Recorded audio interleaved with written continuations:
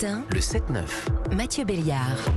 7h16 sur Europe 1, l'éclairage éco avec Nicolas Barré, directeur de la rédaction des Échos. Bonjour Nicolas. Bonjour Mathieu. C'est l'un des fleurons du CAC 40. Depuis la mi-mars et le débarquement soudain de son patron, Danone se cherche un nouveau dirigeant.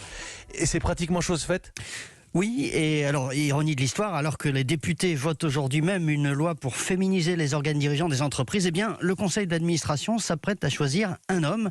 Sauf coup de théâtre, en effet, le successeur d'Emmanuel Faber, ce patron atypique, à forte personnalité, s'appelle Antoine de Saint-Affrique. Il faudra donc attendre encore un peu avant qu'une deuxième femme prenne la tête d'un groupe du CAC 40 après Catherine McGregor qui dirige Engie. Danone ne pouvait pas rester longtemps sans tête. Non, le groupe a été secoué en effet par le psychodrame qui s'est soldé par le limogeage d'Emmanuel Faber. Il s'était longuement confié à nous d'ailleurs il y a quelques jours pour dénoncer le climat d'entre-soi qui prévaut selon lui à la tête de beaucoup de grands groupes. Et il s'étonnait d'avoir été débarqué alors que sa stratégie n'était pas en cause.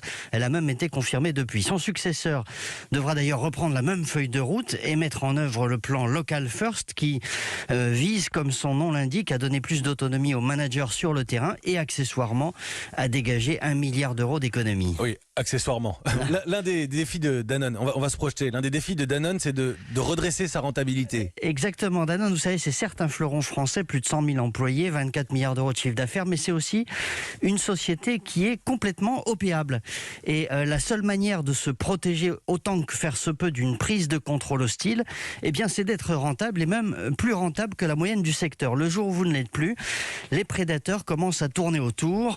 Or, aujourd'hui, Danone est à la traîne et c'est aussi ce qui a poussé le conseil d'administration à débarquer Emmanuel Faber. Le défi du nouveau patron, qui a fait une très grande partie de sa carrière chez Unilever, c'est un spécialiste du marketing, eh bien, ce sera donc de redresser la rentabilité. Il n'est pas un inconnu chez Danone, il y a travaillé 3 ans, il dirige actuellement le groupe Barry Callebaut, qui est le leader mondial du cacao, c'est basé en Suisse. Danone, c'est une autre culture, ce sont des valeurs fortes, une entreprise qui est fière de sa raison d'être, de son engagement pour l'agriculture durable et de son indépendance capitalistique qui n'est jamais garantie. Merci Nicolas Barré, directeur de la rédaction des Échos.